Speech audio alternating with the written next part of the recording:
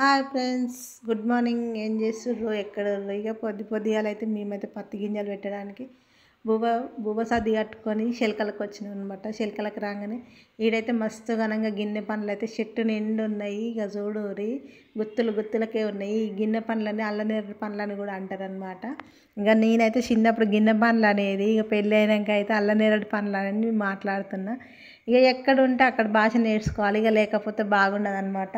ఇక నేనైతే రెండు మాటలు నేర్చుకొని రెండు తీర్లు మాట్లాడుతున్నా.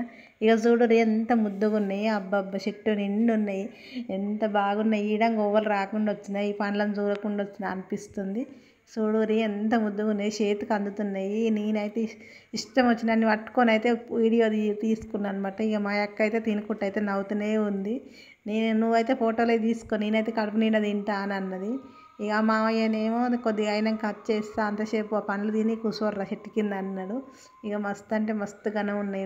ఈ పండ్లు చూడరు ఎంత ముద్దుగా ఉన్నాయి. దాని గింజలు కొంచెం లేట్ అయినాక పెడదాం, మీరు కొద్దిసేపు కూర్చోరు అన్నాడు.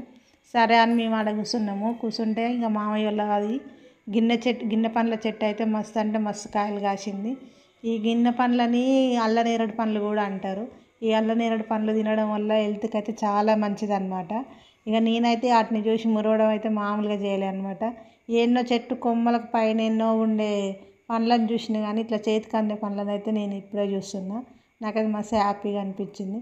ఇక మా అక్కనేమో తెంపుకొని తింటుంది, ఇక నేనే వాటిని చూసి మురుసుకుంటా వీడియోలు తీస్తున్నా. ఇంకా మామయ్య వచ్చి ఏందిరా ఏం చేస్తున్నావు, తినరాదు అని అంటే, ఆమె తింటలేదు నేను తింటున్నా, ఆమె వీడియోలో తీస్తుందని ఇక నవ్విర్రు అనమాట. ఇక మామయ్య అయితే వచ్చేయడానికి ఎడ్లను కట్టిండు. ఇక మేమైతే ఇక ఉన్న చిలక గింజలు పెట్టేసి ఇంటికి పోతాం అనమాట. ఇక అల్లనేరడు పండ్లు అయితే మస్తు అంటే మస్తుగానే ఉన్నాయి. ఉల్లా అసలు గింత కిందికి ఉన్న చెట్టునైతే ఇప్పుడే ఫస్ట్ టైం చూస్తున్నా. మేము చిన్నగా ఉన్నప్పుడు కూడా మా ఇంటి ముందు ఆంటీ వాళ్ళ ఇంట్లో ఒక చెట్టు ఉండేదన్నమాట. అయితే ఎప్పుడన్నా కింద వాటి తేరుకొచ్చుకుందని మస్తు ట్రై చేసేటోళ్ళము. వాళ్ళు మాత్రం ఇంకెప్పుడు గేట్ పెట్టుకునేటోళ్ళు అనమాట. గేట్ పెట్టుకునేటోళ్ళు ఎప్పుడైనా గేట్ తీసుంటే ఇక దబ్బున పోయి ఏరుకొచ్చుకునేది. ఇక చిన్నప్పుడు చేసిన పనులే మస్తు అనిపిస్తాయి అన్నమాట.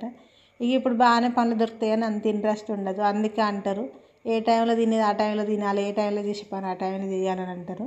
ఇక పిల్లల కోసం అయితే నేను కొన్ని తెచ్చిన, ఇంకా అక్క అయితే చాలానే తెచ్చుకుంది. ఇక నేను కూడా కొన్ని తెచ్చిన, ఇంకా పక్క పంట వాళ్ళకి కూడా మా ఇంకోళ్ళకన్నా మా ఏరాళ్ళకి ఇస్తాను. ఇంకా నేను కూడా ఇంకొన్ని తెంపుకొచ్చుకున్నా. ఇక మా ఇంటి దగ్గర కూడా ఒక చెట్టు ఉందనమాట, అందుకని అంత ఇంట్రెస్ట్ నేను ఎక్కువ తెంపుకొచ్చుకోలేదు. కానీ అవి చేతికి అందేటట్టు ఉండేసరికి మస్తు అనిపించింది అనమాట. గుత్తులకి ఒక 2-3 గుత్తులే ఇడుచుకున్నాను నేనైతే. మీకు కూడా గీసండి అల్లనేరడు పండ్ల చెట్టు ఏంటన్నా అనిపించిందా? డైరెక్ట్ చెట్టు మించాలు చేతితో తెంపుకొని తిన్నారా? కామెంట్లో పెట్టండి. నాకైతే మస్తు అనిపించింది ఫ్రెండ్స్.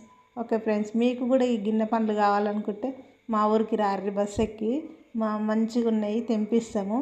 మీకు ఏంటంటే అన్ని పండ్లు ఇస్తాము. ఓకేనా ఫ్రెండ్స్, బాయ్.